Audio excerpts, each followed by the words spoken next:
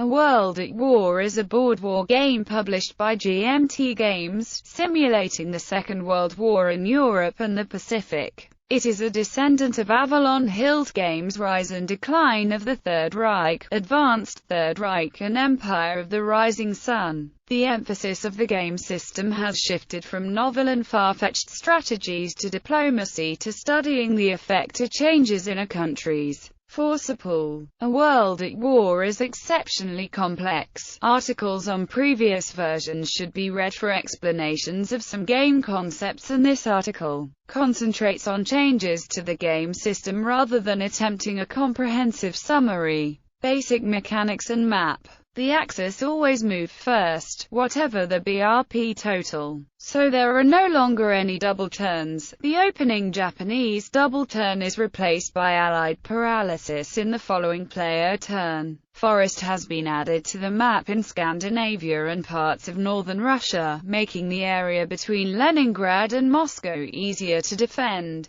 The River Elbe has been added to Germany, whilst the Rhine has been shifted one hex east so that the map can depict the Rhineland, containing Cologne and Mannheim. Land warfare. Any supplied unit, including replacements, may now move one hex per turn, regardless of zones of control, weather, terrain or oil status. All replacements began the game on the map. Rough terrain costs an extra movement point. Armored exploitation from rough terrain is reduced by 1 in Europe and forbidden in the Pacific. Winter effects now apply on all fronts. In the West, including Western Poland, winter overruns and exploitation are forbidden. So a German attack in the West in winter 1939 probably won't get any further than the Low Countries. The Mediterranean has a mild winter, in which exploitation is reduced by 4. This does not apply at all in Mediterranean islands or in Africa, but effectively prevents a quick German conquest of Spain and Gibraltar in winter 1940. The severity of the Russian winter is decided by die roll as before. In the second edition, Germany may make some limited attacks in milder Russian winters,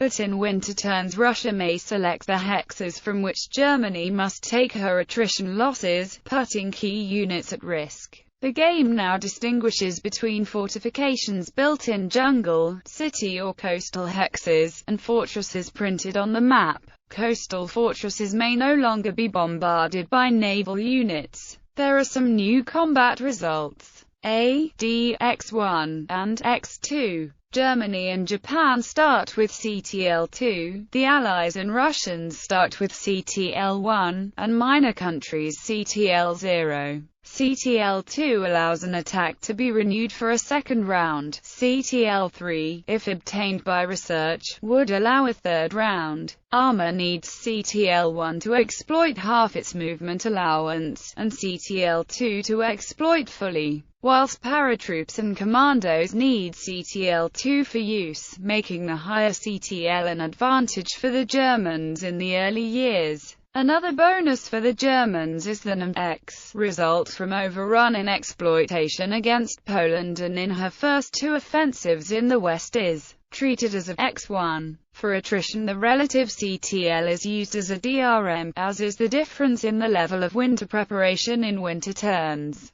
The ban on taking rough hexes or across rivers now applies in Europe as well as the Pacific. Units behind a fortress hex side may not be attritioned. Separate supply zones are attritioned separately. No nation may lose more units to attrition than she had at the relevant front. Partisans no longer take part in attrition. Air warfare. Air factors are uninverted, ready for use at the end of each player turn, not game turn, making it easier to use air factors to defend key hexes just captured. Air bases may not be moved other than by recycling. Countries may obtain more air bases by production. Air combat has a new table, similar to the naval combat table. Each side simultaneously rolls 2 dice, killing or aborting enemy factors. With multiple combat rounds possible, the attacker may be reinforced between rounds. Air units now defend against counter-air even if inverted. The defender may break off air combat after any round by evacuating to another base. Defenders aborted in the final round are inverted, whoever won. Victorious defenders are not inverted after counter-air, and may conduct defensive missions later that player turn. Friendly air factors may escort defensive air support against interception. Air transport factors, as well as being used for airdrops or air supply, can carry one infantry factor or a specialized unit, or 5 BRPs, over the hump to China. They do not fight back if intercepted, but may be defended by friendly air units in range. Paratroops are now reduced to division-sized units worth 1 combat factor, and can move before dropping. Defenders have +1 DM if solely attacked by paratroops, and paratroops are no longer automatically supplied after dropping. Kamikazes no longer defend against enemy aircraft. They are no longer doubled to attack ships, but instead attack with +4 DRM. Kamikazes pick targets at random in the same way as submarines. They combine their attack if more than one selects the same target.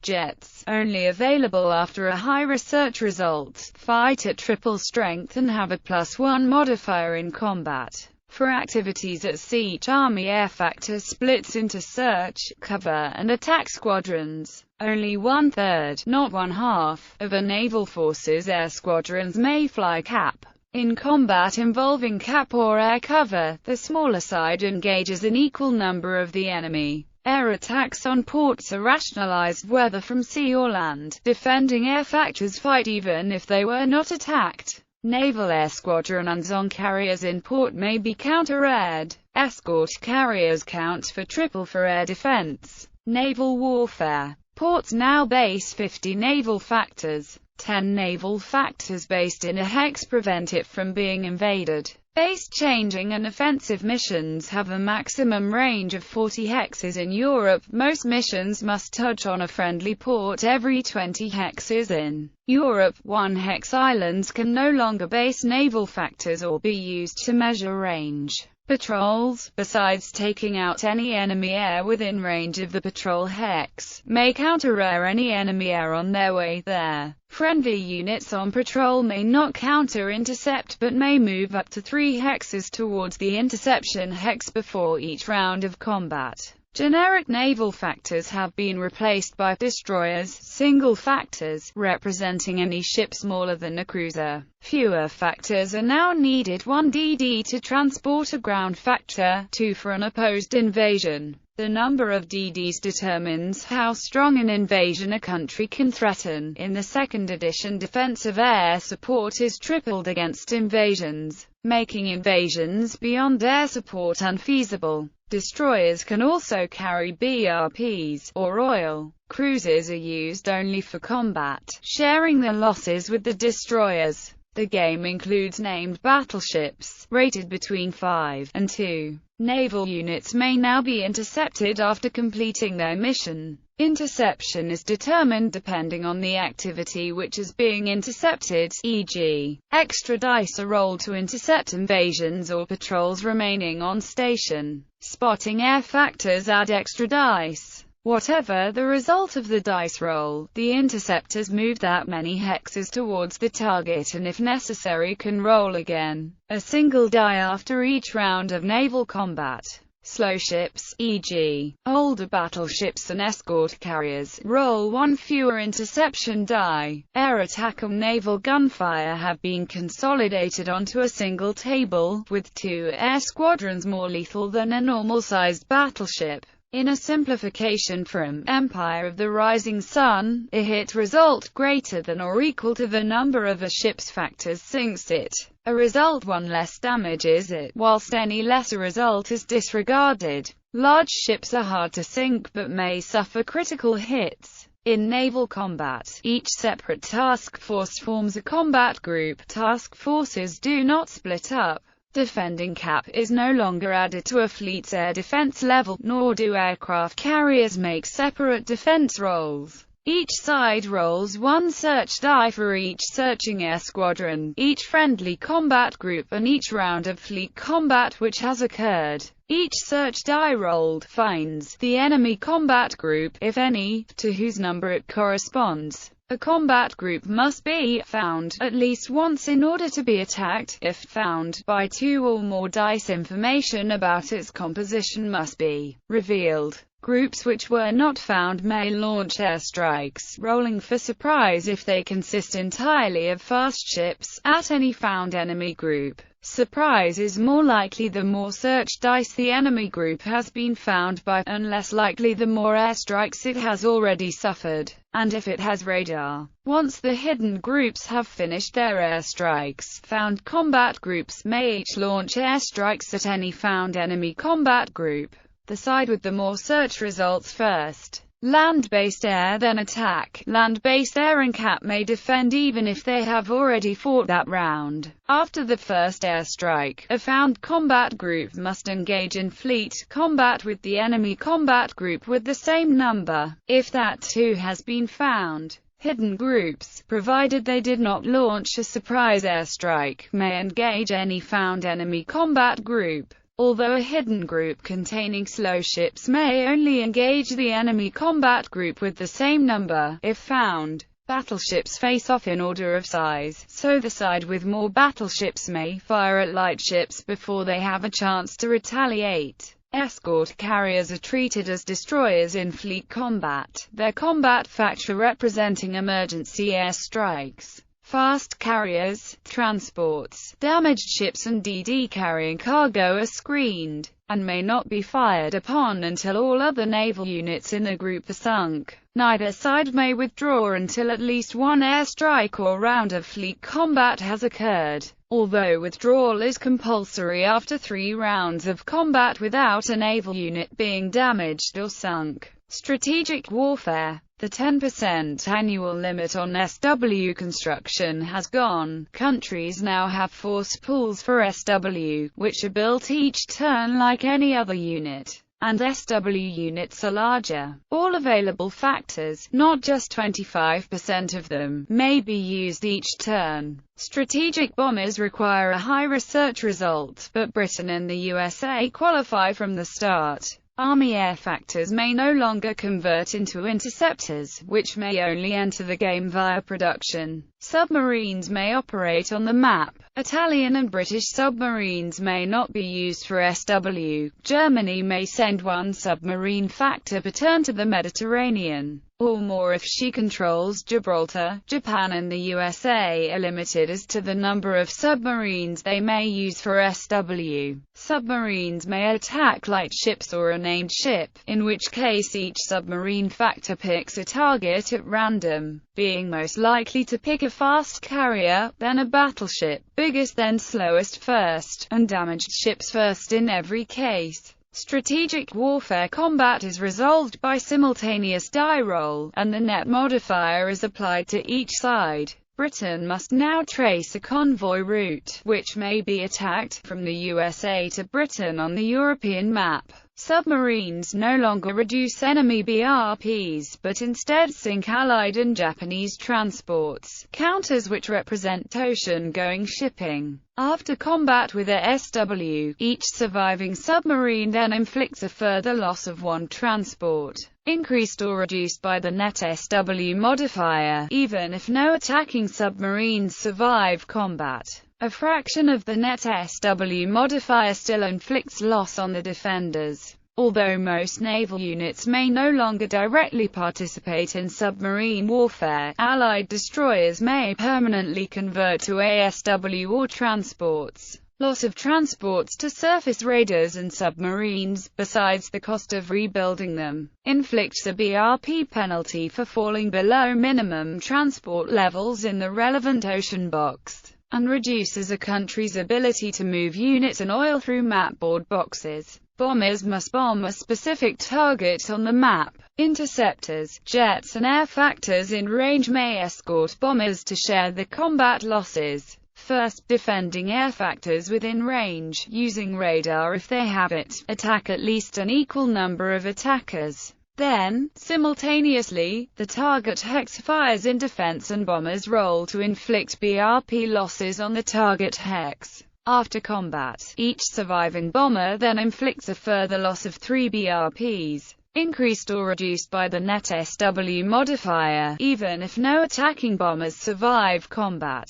A fraction of the net SW modifier still inflicts loss on the defenders. 25 BRP's bombing damage on a hex creates a firestorm, which gains a DP for the attacker and, if inflicted on Japan, increases the chance of the defender surrendering. Construction and redeployment. Only China is limited to spending half her BRPs per turn. Other major powers have a unit construction limit of 1/3 of their base. Russian industrial centers count as base for this, giving the Russians a huge UCL, whereas BRPs from conquest do not directly increase Germany's UCL. 1/3 of BRP grants each turn are added to the UCL of the recipient country and deducted from the grantors. The relevant UCL is reduced for BRPs lost to Axis attritioning of the Australia, India or Urals box, or to bombing, flying bomb or rocket attacks, or to British transport losses below required levels.